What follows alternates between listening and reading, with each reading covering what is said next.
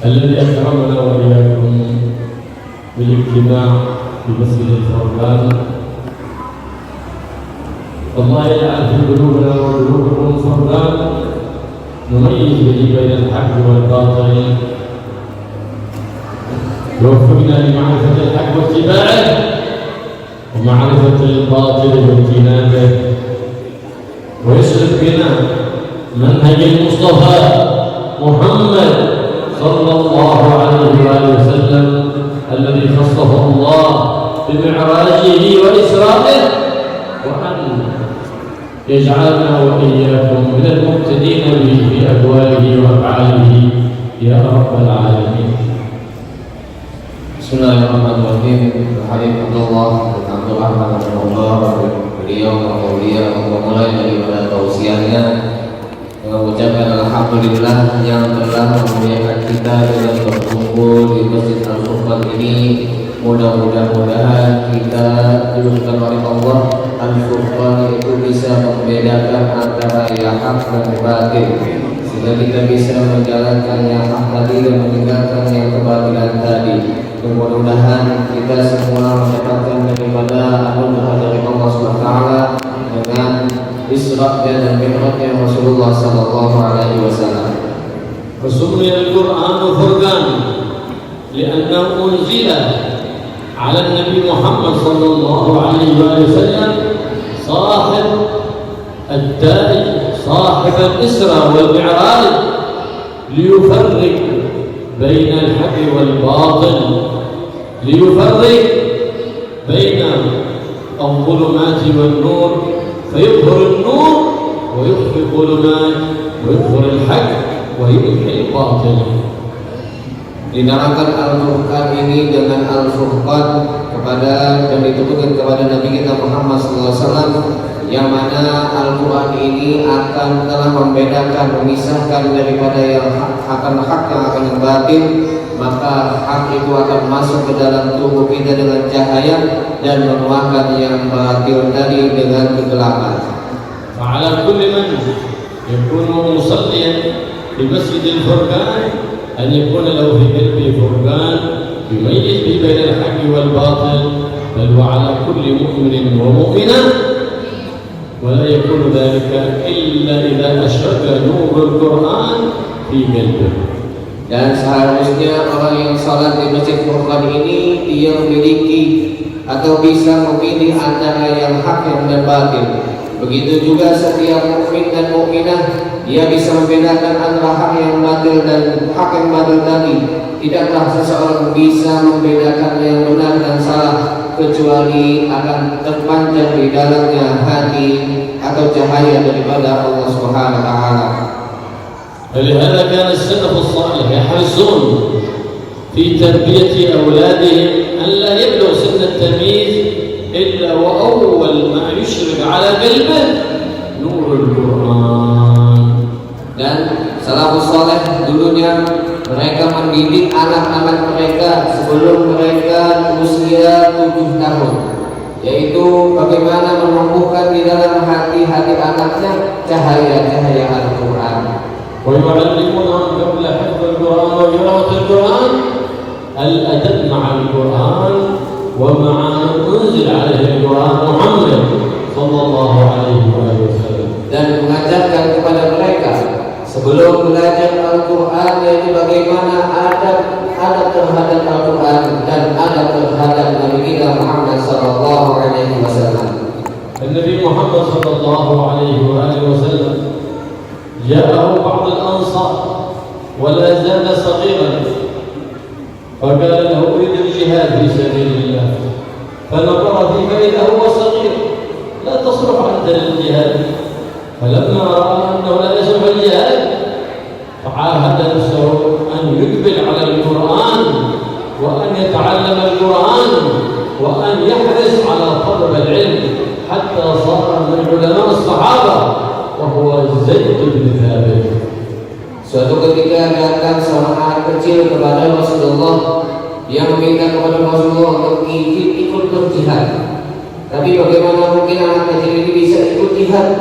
Akhirnya Rasulullah mengajarkan dia untuk mengaji Al-Quran, untuk menuntut ilmu agama, biar dia betul-betul mendalami ilmu agama sampai dia bisa nanti betul-betul menekuni Al-Quran. Dan sahabat ini bernama Zaid bin Sabit. بالحال أشغل وقته بما هو يعود عليه بالنفع. هكذا هم الأولاد المباركين، ليس كهذا الزمان إذا عطلت المدارس والمعاهد، فما كما في هذا الزمان زمان الفيروسات، خرج الأولاد لضياع الأولاد واشتغلوا بالجوالات وبالبلاي ستيشن والجيم.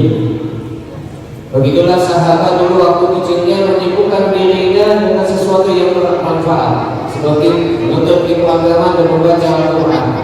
Berbeda dengan zaman sekarang, anak-anak ketika libur sekolahnya atau tidak melakukan sekolah lagi karena virus ini, mereka sibukkan dirinya dengan HP, sibukkan dirinya dengan PlayStation dan yang lain-lainnya yang tidak ada faedahnya. هذا كله لأن الآباء والأمهات أهملوا أبنائهم ولم يكن البيت مدرسة، اتكلوا على المدارس، ففي هذا ما حسنت تربيتهم ولن تحسن تربيتهم إلا في بيوت آبائهم وأمهاتهم. Ini semua karena didikan daripada orang tua mereka. Orang tuanya hanya mengandalkan pendidikan itu daripada sekolah-sekolah mereka. Padahal pendidikan yang pertama bagi anak-anak itu adalah di rumah-rumah mereka, itu orang tuanya. Nabi Muhammad SAW يقول: ربوا أولادكم على محبتي ومحبة أهل بيتي وعلى محبة القرآن الكريم. Dan Rasulullah SAW bersabda, didiklah anakmu untuk mencintai diriku dan mencintai keluargaku dan mencintai membaca Al-Quran. واليوم كثير من الآباء والأمهات يدخلون أبنائهم الصغار والمساكين مدارس لا تعظم النبي محمد صلى الله عليه وسلم ولا تعلم شرعه ولا تعلم أخلاق النبي محمد صلى الله عليه وسلم ولا القرآن العظيم. Akan tetapi zaman sekarang ini banyak sekali orang tua memasukkan anaknya yang masih kecil ke sekolahan yang tidak mengajarkan akan adat, tidak mengajarkan akan syariat Nabi kita, tidak mengajarkan bagaimana membaca Al-Quran dengan baik. فهؤلاء الآباء والأمهات الذين أهملوا أولادهم في الصغر فإنهم لا يجدون البر منهم في الكبر. Maka orang tua yang ihmal, yang tidak peduli akan pendidikan anaknya ketika kecil, maka dia nanti akan mendapatkan ketika anaknya besar berbakti kepada orang tuanya. بل أن الأبناء يكونون يوم القيامة لهم دعوة على الآباء والأمهات الذين أهملوهم. Bahkan nanti anak-anak ini pada hari kiamat akan menjadi sebuah hujjah atas orang tuanya nanti pada hari kiamat. فيقولون يا رب خذ لنا حقنا من هذا الظالم. فيقول يا رب وإن يضلوا ظلمتهم أجد أطعمتهم أحسن الطعام وكسوتهم أحسن الميزان. فيقول نعم يا رب لكنه لم يعلمنا أمر ديننا. فيرجون الله ويسألون من الله أن يمتص منهم ويسمونه يوم القيامة بالظالم لأنه ما علمه الأدب والأخلاق ولا شريعة النبي محمد حبيب الخلاق ولا القرآن المنزل على الحبيب محمد صلى الله عليه وسلم. Maka anak-anak itu nanti kiamat akan memanggil orang tuanya dan minta kepada Allah, ya Allah, ambillah hakku dari orang tuaku ini. Dia telah berbuat zalim kepada diriku. Kemudian orang tuanya mengatakan, ya Allah, kezaliman apa yang telah aku lakukan? Aku telah memberi dia makan makanan yang baik, aku telah memberi dia pakaian yang baik. Maka anak tadi mengatakan, ya Allah, sesungguhnya orang tuaku ini tidak pernah mengajarkan kepada diriku tentang agamaku, tidak pernah mengajarkan kepada diriku akan membaca Al-Quran. Akhirnya orang tua tadi diambil kisos oleh Allah SWT dan dikatakan sebagai orang yang zalim. لكن انظر الى الام الصالحه العفيفه المنيفه ام سليم عندما دخل النبي محمد صلى الله عليه وسلم المدينة المنورة جاءت بابنها أنس قالت يا رسول الله إن هذا ابني صغير وهو ابن 10 سنوات وإن فيه من الذكاء وإني أريد أن يخرج المكان أحبت ابنه فأذهبته في أعظم مدرسة وأعظم جامعة وأعظم سكولة جامعة محمد بن عبد الله صلى الله عليه وسلم. Bagaimana seorang perempuan yang terdahulu yaitu Ummu Sulaim. Itu ketika Rasulullah hijrah pada Madinah, Ummu Sulaim memiliki seorang anak yang masih kecil yang bernama Anas bin Malik. Kemudian Ummu Sulaim mengatakan, ya Rasulullah, ambillah anakku ini, titiplah anakku ini. Maka Anas bin Malik ini mendapatkan sebuah pendidikan yang sangat besar, sekolah yang sangat hebat. Tidak ada pendidikan yang sekolah melebihi daripada pendidikan Rasulullah Sallallahu Alaihi Wasallam. وخدم النبي محمد صلى الله عليه وسلم 10 سنوات. Maka sahabat Anas bin Malik ini membantu Rasulullah di rumahnya selama 10 tahun. فقال سيدنا أنس رضي الله عنه ما عاتبني على شيء فعلته فقال لي لما فعلته أو شيئا لما فعله فقال لي لما لم تفعله لم ينتهرني ولم يعاتبني ولم يضربني قط. Maka sahabat Anas mengatakan ketika dia membantu Rasulullah, tidak pernah Rasulullah mengatakan yang tidak baik ketika aku melakukan kesalahan, dan tidak pernah juga Rasulullah kenapa kamu melakukan ketika beliau memindahkan diriku. Maka tidaklah sama sekali Rasulullah selama aku tinggal bersama beliau menghukumku sama sekali.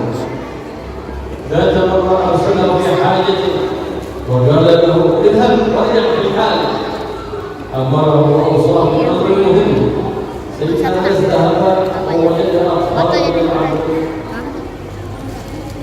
فجلس يلعب مع الأطفال ونسي الحاجة التي أرسله النبي محمد صلى الله عليه وسلم في جواره. Kemudian suatu ketika Rasulullah memerintahkan sahabat Anas untuk pergi dan cepat kembali. Akhirnya pergilah sahabat Anas. Di tengah jalan sahabat Anas menemukan anak kecil sedang bermain. Akhirnya dia duduk ikut main juga, lupa apa yang diperintahkan oleh Rasulullah Sallallahu Alaihi Wasallam. ولما استطاع النبي محمد صلى الله عليه وسلم ذهب يتحسس وينظر أين ذهب هذا الصغير. فنظر فخرج إلى بعض الشوارع فإذا هو يلعب مع الأطفال فلم يعاتبه ولم يضربه ووضع يده على ظهره. فلما رأى النبي محمد صلى الله عليه وسلم خاف قال لم يضربني ولم ينتهكني وقال يا رسول لقد تأخرت عليك أرسلتك في حاجة مهمة لكنك تأخرت يا رسول الله الآن أنزلها فقال لا عليك لا عليك. Akhirnya karena sahabat Anas lagi main, Rasulullah bingung kenapa sahabat Anas ini lambat, belum kembali juga. Akhirnya Rasul mencari-cari di setiap jalan di mana sahabat Anas ini. Akhirnya beliau menemukan sahabat Anas yang bermain dengan anak tadi. Akhirnya didatangi sahabat Anas tadi, kemudian dipegang dadanya. Sahabat Anas ketakutan, takut kalau misalkan dimarahi oleh Rasulullah. Akhirnya, ya Rasulullah, aku akan cepat menunaikan hajatmu. Kata Rasulullah, sudah, terus aku tidak akan mengutukku, aku tidak akan menghakimimu. Kamu, apa yang sedang kamu lakukan saja, aku akan melakukan hajat tersebut. هكذا كانت تربية الصحابة فإنهم يربونهم على احترام الكبير حتى إذا كبروا صار لهم الاحترام ممن هو أصغر منهم فمن احترم الكبار إذا كبروا احترم. Begitulah pendidikan para sahabat, mereka memuliakan orang yang lebih tua dari mereka, sehingga ketika mereka sudah besar karena sudah terbiasa memuliakan orang yang lebih tua, maka mereka nanti tuanya dihormati oleh yang lebih kecil. وقد قال صلى الله عليه وسلم ليس منا من لم يوقر كبيرنا ويرحم صغيرنا. Dan Rasulullah SAW bersabda, bukanlah termasuk golongan kami yang tidak kasih sayang kepada yang kecil dan tidak menghormati yang lebih tua. أمرنا أن نعلم أولادنا الصلاة، لكن قبل تعليمهم الصلاة وأمرهم بالصلاة لابد نعلمهم النفسية والطهارة والوضوء، فإن الصلاة بلا ذلك صلاة غير صحيحة. Maka sebelum kita mengajarkan anak-anak kita sholat, ajarkanlah mereka terlebih dulu bagaimana bersuci, bagaimana beristinja. Karena sholat tanpa bersuci dan istinja, sholat yang tidak akan sah. ومثل تعليمهم القرآن، لكن قبل تعليم القرآن نعلمهم الأدب مع القرآن وتعظيم المصحف كلام الله. Dan juga sebelum kita mengajarkan anak kita Al-Quran, maka ajarkanlah sebelumnya adab terhadap Al-Quran, adab bagaimana mengagungkan Al-Quran. أمرنا بتعليمهم في المساجد، لكن بعد تعليمهم الأدب مع المساجد فإن النبي محمد صلى الله عليه وسلم يقول الكلام في المسجد يأكل الحسنات كما تأكل النار الحرام. Tidak diperintahkan juga untuk memerintahkan anak kita belajar atau sholat di masjid. Tapi sebelum mereka masuk ke masjid, ajarkanlah adab terhadap anak kita bagaimana adab di dalam masjid. Karena disebutkan dalam hadis bahwasanya berbicara di masjid itu akan menghapus kebaikan-kebaikan.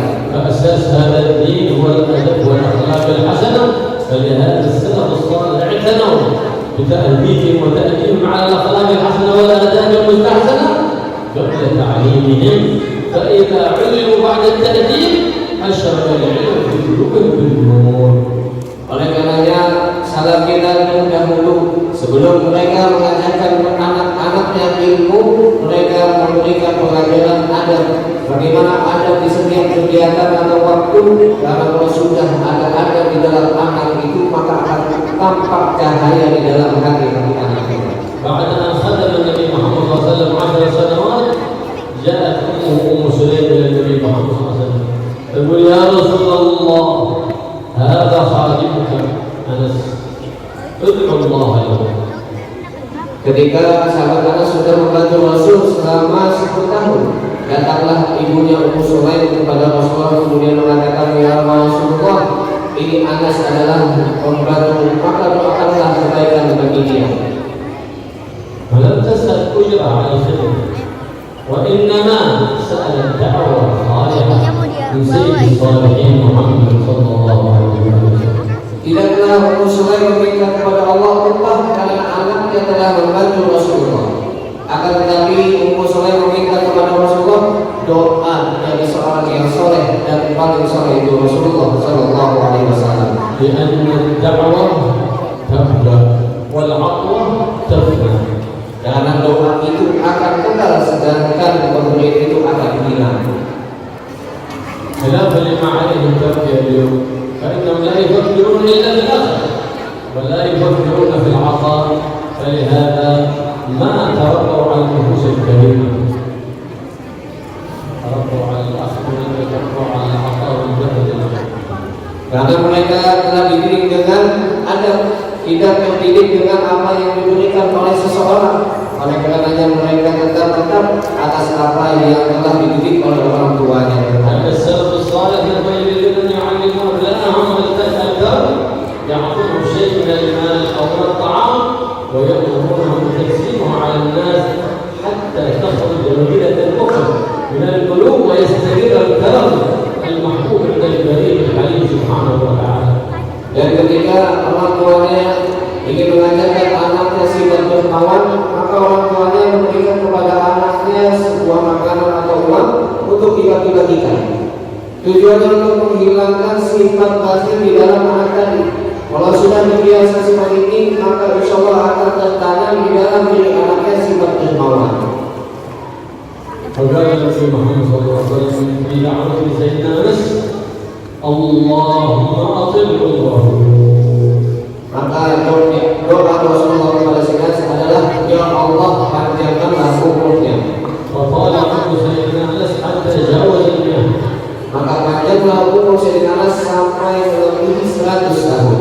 ولم يختل له سمع ولا سن ولا بصر. Maka tidak ada sedikit pun yang kurang dari pandangannya atau giginya atau pendengarannya. حتى قال وأكثر ولده فبارك الله في أولاده ورزقه من الأولاد 125 ابنا ذكرا وبنت واحدة يقال لها رقية. Dan Allah menerangkan akan mendapatkan anak yang banyak. Maka sahabat Anas memiliki anak 125 anak laki-laki dan 1 perempuan yang diberi nama dengan Ruqayyah. وبلغ أحفاده وأصواته في حياته 700 ببركة دعوة النبي محمد صلى الله عليه وسلم. Dan sampai jumlah cucunya itu sebanyak 700. وقيل لسيدنا أنس لقد أصبحت أبا جميلة يا أنس وكنت تفرح بالمنكر أبا جميلة. Nah, kemudian ada yang mengatakan, ya Anas, kamu telah menjadi seorang pemimpin suatu kaum atau kabilah atau suku karena kamu memiliki jumlah anggota keluarga yang sangat banyak. أحتاج إلى معهد مستجد وإلى مستشفى مستجدة لكثرتهم، لكنهم بارك الله فيهم ببركة الدعوة الصالحة من سيد الصالحين محمد صلى الله عليه وسلم.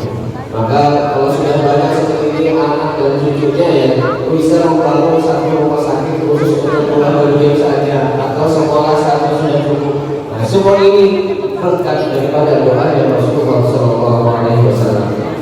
دعوة الثالثة وأكثرنا له وكثر ما سيدنا أنس وكثرت أطيانه وكثرت أمواله ببركة دعوة النبي محمد. Dan doa yang ketiga, banyakkanlah harta.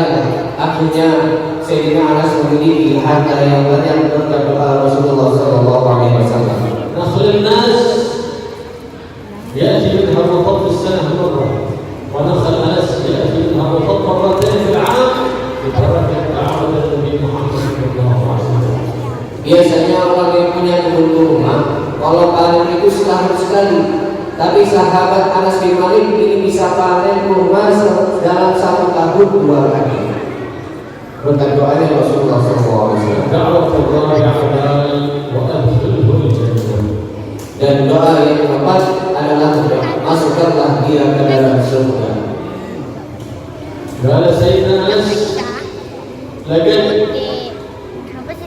وقعت لي دعوة النبي محمد صلى الله عليه وسلم وإني لأرجو الرابعة إذا قلت رسول الله ادخلني الجنة ببركة دعوة النبي محمد صلى الله عليه وسلم قلبي شهد وعمل صالح ما معي إلا دعوة النبي محمد صلى الله عليه وسلم هذه التي أرجوها عند الله سبحانه وتعالى. Beliau mengatakan tidak aku mengharap daripada doa Rasulullah kecuali doa yang keempat, yaitu doa semoga dia dimasukkan ke dalam surganya Allah SWT. Maka tidak perlulah aku untuk melakukan daripada banyak-banyak amal soleh karena sudah didoakan oleh Rasulullah untuk masuk ke dalam surga. انظر لهذه الأمة الصالحة التي اختارت لابنها الصراط المستقيم والمنهج الطويل فأرسلته الرسول الرحيم محمد صلى الله عليه وسلم. Bagaimana kita melihat seorang ibu yang salehah dari Ummu Sulaim menitipkan anaknya untuk dididik kepada orang yang berhak mendidiknya. وكيف حال الأمهات اليوم والآباء؟ Maka bagaimana keadaan ibu-ibu dan bapak-bapak zaman sekarang ini? تعطلت المدارس أين تهرب بأبنائهم؟ Ketika sekolahnya libur, kemana anak-anaknya pergi? تركوهم 24 ساعة في نوم وأكل وشرب ولعب بالجيم ورؤية التي في ذلك هو الضياع بعينه وهذا هو البغض الحقيقي للأبناء والبنات.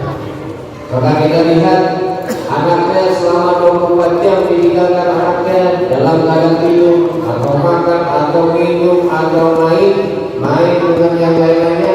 Ini semua adalah sebuah kezaliman dari orang tua terhadap anaknya. فإن الإنسان إذا لم يستطع أن يعلم أبنائه نفسه فيتعين عليه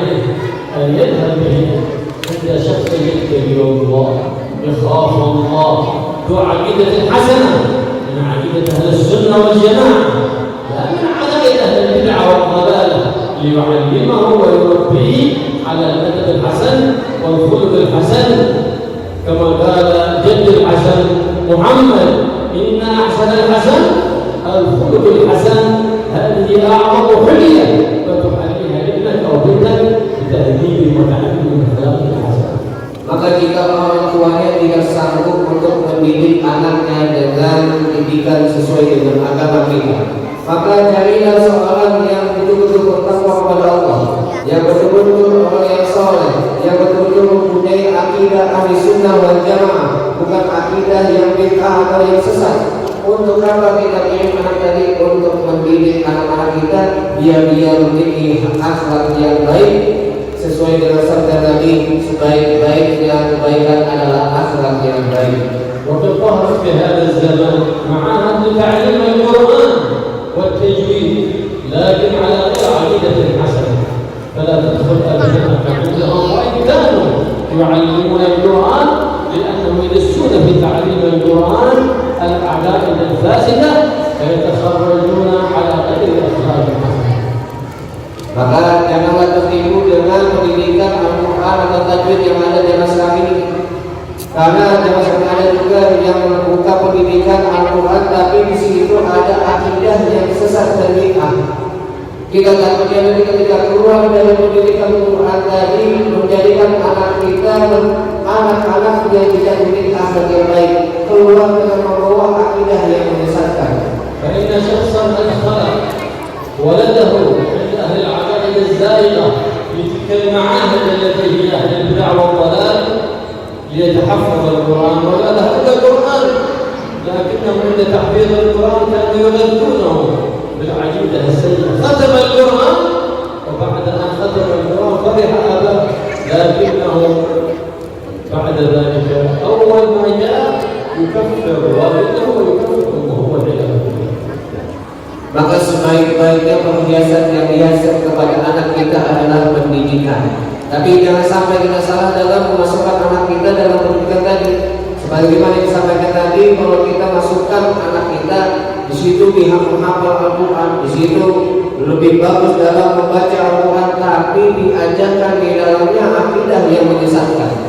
Jangan sampai nanti keluar anaknya yang terjadi adalah akhlak yang tidak baik. Keluar dari pendidikan tadi, dia mengkafirkan orang tuanya. Nauzubillah. Ini adalah sebuah kesalahan yang besar dari orang tua terhadap anaknya.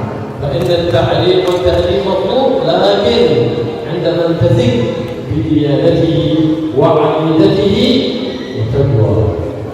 Memang belajar dari menuntut ilmu itu bagus, tapi kita serahkan kepada orang yang betul bisa dipercaya, yang betul-betul takwa kepada Allah dan mempunyai akidah Ahlussunnah wal Jamaah. من هنا تصلح البلاد وتصلح العباد إذا نحن اعتنينا بالصغار وتربيتهم، فإنهم بهم تصلح العباد، لأنه اليوم صغار وغدا شبان، والشبان مدينة التي بها البلاد تحيا أو بها البلاد تفسد. Maka dengan pendidikan itu sangat penting bagi anak-anak kita, karena anak-anak yang sekarang dia mungkin sangat kecil, tapi nanti akan menjadi generasi kita ke depannya. Kalau dia sekarang sudah rusak, maka akan merusak negeri kita. Tapi kalau dia sudah baik, maka akan mengubah kebaikan bagi negeri kita. وهكذا من الرحمة بالصغار تجنيبهم كل خلق جميل وتعليمهم كل خلق حميد كريم، هذا من الرحمة. ليس من الرحمة أن ترى صغير يسيء أدب وتسكت، هذا ما هو الرحمة، هذا من الظلم والعياذ بالله. Dan bagian daripada sifat rahmat kepada anak itu adalah kita mengajarkan mereka dengan akhlak-akhlak yang baik, menjauhkan mereka daripada perbuatan-perbuatan yang terkeji. Bukanlah termasuk sifat saya tidak pada anak ketika dia melakukan kegiatan atau pekerjaan yang tidak baik kemudian kita diam. Bahkan diam kita ini sebenarnya adalah sebuah kezaliman. النبي محمد صلى الله عليه وسلم مر على طفل صغير ومعه عصفور فقال له تبسطا مع الصغير وتخلقا مع الصغير من الحبيب البشير النذير يا أبا عمير، عنده صغير ما عنده طفل صغير وكناه يا أبا عمير ما فعل النغير.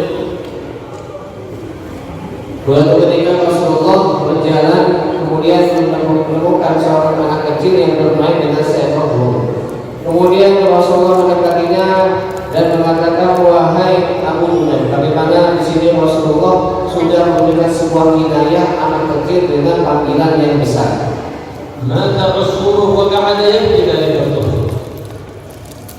مات عصفوره وقعد يبكي ذلك الطفل فلم يفارقه النبي محمد صلى الله عليه وسلم حتى قام من عنده وذلك الطفل يضحك ويبتسم ولم يفارقه وهو حزين. Maka burung tadi hingga di tangan Rasulullah SAW sampai anak tadi tertawa karena apa yang dilakukan oleh Rasulullah, dan tidaklah burung tadi meninggalkan Rasulullah kecuali Rasul berdiri. Akhirnya anak tadi senang melihat apa yang dilakukan oleh Rasulullah tadi. وهو يمشي إلى السوق صلى الله عليه وسلم وجد بنتا صغيرة تبكي فلم تسمح نفسه أن يمضي ويتركها تبكي فجلس إلى جوارها على التراب تواضعا صلى الله عليه وسلم. Kemudian suatu ketika Rasulullah berjalan ke pasar, maka di pasar tadi beliau melihat seorang perempuan, anak kecil perempuan yang menangis. Akhirnya anak perempuan tadi didekati oleh Rasulullah. Kemudian duduk di atas tanah mendekati daripada anak kecil tadi yang menangis. Apa yang membuat menangis wahai anak kecil? فقالت أهلي أعطوني 4 دراهم لأشتري بها حاجة من السوق فأضعت تلك الدراهم. Keluargaku, orang rumahku telah mengirimkan aku uang 4 dirham untuk memberikan atau belanja keperluan rumah, tapi uang kami hilang. وأخاف أني إذا رجعت إلى دراهم ولا حاجة أن يضربني أهلي. Aku takut kalau pulang ke rumah tanpa membawa uang dan keperluan rumah akan dipukul oleh keluargaku. فأعطاها النبي محمد صلى الله عليه وسلم 4 دراهم بدل الدراهم التي ضاعت منها. Akhirnya Rasulullah memberikan kepada anak kecil tadi 4 dirham sebagai ganti dari uang yang hilang tadi. فسكت بكاءها وذهب حزنها. Maka hilanglah kesedihannya dan dia diam.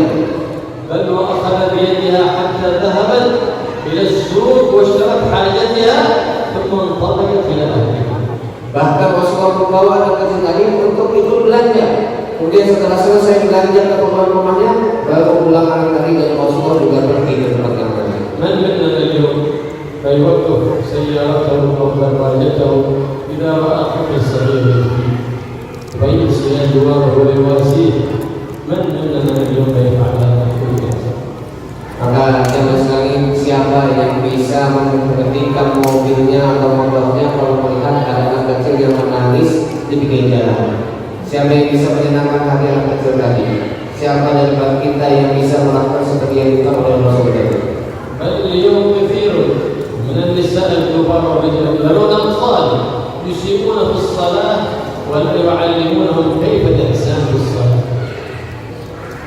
بل كثير من الرجال والنساء الكبار يرون الصغار يسيئون في الصلاة ولا يعلمونهم كيف الإحسان في الصلاة. Akan tetapi pada zaman sekarang ini kita lihat laki-laki atau perempuan mereka menjelekkan atas atau mengatakan tidak bagus dalam sholatnya, tapi tidak mengajarkan bagaimana mereka sholat. يسيئون الأدب في المسجد ولا يعلمهم أدب المسجد ويظن أن هذا من الرحمة. لا، هذا ليس من الرحمة، هذا من الظلم، لأنك ما علمتهم الإحسان في الصلاة ولا علمتهم الإحسان في المسجد فقد ظلمتهم، سواء كنت أبا لهم أو كنت غير ذلك. فهذه الأخوة الإسلامية يجب على كل مسلم في حق الصغير أن يؤدبهم ويعلمهم. Maka kita kadang melihat anak kecil ketika bermain kita katakan tidak bagus jelek, tapi sebenarnya kita perlu mengajarkan bagaimana adab kepada mereka di dalam masjid. maka sebenarnya ini adalah sebuah kezaliman. Kita meninggalkan anak kecil tadi tidak bisa sholat dengan baik, tidak punya ada dalam masjid karena mereka belum diajarkan bagaimana sholat yang baik, bagaimana ada di dalam masjid. سيدنا ماشطة خادمة بنت فرعون ربت أبنائها على العقيدة الحسنة وعلى الأدب والخلق الحسن، فروت رائحتها النبي محمد صلى الله عليه وسلم في ليلة الإسراء، شم رائحة طيبة، من أين هذه؟ قال جبريل هذه رائحة الطيبة تأتي من أين؟ من مكان ماشطة خادمة بنت فرعون. Dan Masyitah, yaitu tukang sisirnya daripada anaknya Fir'aun, itu mendidik anak-anak Fir'aun dengan akidah yang baik, mendidik anak Fir'aun dengan adab yang baik. Sampai dalam perjalanan Isra, Rasulullah mencium bau yang sangat wangi. Kemudian bertanya kepada mereka Jibril, wahai Jibril, bau apa ini? Mereka Jibril mengatakan ini bau timbul dari kuburannya Masyitah. كانت تمشط بنت فرعون فسقط المسك من يدها فقالت بسم الله الرحمن بسم الله تعيس فرعون. Masyitah ini adalah tukang sisirnya anak Fir'aun. Suatu ketika menyisir anaknya jatuh sisir tadi, kemudian diambil. Ketika mengambil, Masyitah mengucapkan Bismillah, maka celakalah Fir'aun. فقالت بنت فرعون ألك إله غير أبي؟ قالت لها ربي ورب أبيك الله. Kemudian anak Fir'aun tadi mengatakan kepada Masyitah, apakah ada Tuhan selain ayahku? Maka Masyitah mengatakan, sesungguhnya Tuhanku dan Tuhanku dan Tuhan Fir'aun itu adalah Allah. فلما علم فرعون جاء بها وبأبنائها وبزوجها فقال ارجعوا عن عبادة الله واعبدوني وإلا أحرقتكم في النار. Akhirnya ketika Fir'aun mengetahui bahwa Masyitah ini beribadah kepada Allah, akhirnya dipanggil semua keluarganya, anak-anaknya dan suaminya. Kemudian mengatakan, kembalilah kamu dari menyembah Allah, menyembahlah kepadaku. Kalau tidak, aku akan membakar kalian semua. فلم يرجع منهم أحد عن دينه أبدا لا زوجها ولا أبنائها. Maka tidaklah Masyitah dan keluarganya kembali daripada ajaran yang sesat. فلما رمى بزوجها ورمى بابنها كان معها طفل صغير ترضعه. Dan ketika Fir'aun telah melempar suaminya, kemudian anaknya, dan Masyitah masih memiliki anak yang kecil sedang disusui. فترددت خوفا على هذا الطفل الصغير فأمطر الله ذلك الطفل الصغير وهو في الماء يا أمه لا تتأخر تقدمي فما هي إلا جنات النعيم لا تتأخري ولا تفتتني في دينك. فرمت بنفسها وبابنها فما هي لحظة ظاهرها نار وانتقل إلى جنات النعيم في جنات فيها قصور للمؤمنين. Maka ketika Masyitah ini ragu karena masih punya anak yang kecil, takut kalau misalkan anak yang kecil yang muslim akan mati juga ikut. Akhirnya Allah memberikan sebuah mewahyukan melalui anak yang masih tadi, wahai ibuku, janganlah kamu mundur, cepat maju, karena sesungguhnya di depan kita ini adalah surga Allah. Janganlah kamu menimbulkan fitnah di dalam diri kita. Akhirnya Masyitah tadi langsung maju masuk ke dalam api tadi, tidaklah merasakan panas api tadi kecuali hanya sebentar, tapi berubah menjadi sebuah keindahan yang masuk ke dalam surga Allah. هذه الأمة الصالحة التي ربت أبنائها على التربية الحسنة والخلق الحسن والعقيدة الحسنة حتى شم رائحة الطيبة النبي محمد صلى الله عليه وسلم في ليلة إسرائيل وبقيت ذكراها كلما ذكر الإسراء والمعراج تذكر Masyitah. Dan begitulah pendidikan seorang ibu yang baik, yang mendidik anaknya dengan adab yang baik, dengan akidah yang benar, sebagai halnya masih tahu tadi, maka akan disebut namanya, akan terus dikenang namanya karena dia menjadi seorang perempuan yang soleh. وفي ليلة المعراج فرض الله النبي محمد الله سبحانه وتعالى على حبيب محمد الخمس الصلوات اعتناء بأمر الصلاة. Dan pada perjalanan Mi'raj ini Allah telah mewajibkan kepada Nabi kita dan kepada kita semua yaitu salat 5 waktu. هذا أوجب الله سبحانه وتعالى على الآباء والأمهات أمر أولادهم بالصلاة